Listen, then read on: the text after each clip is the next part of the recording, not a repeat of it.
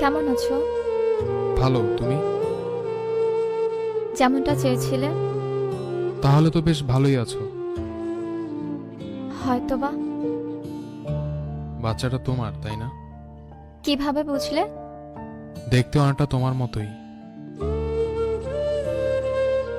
সংসারটা কেমন চলছে? তুমি তো বলেছিলে সময়ের সাথে সবকিছু বদলে যায়।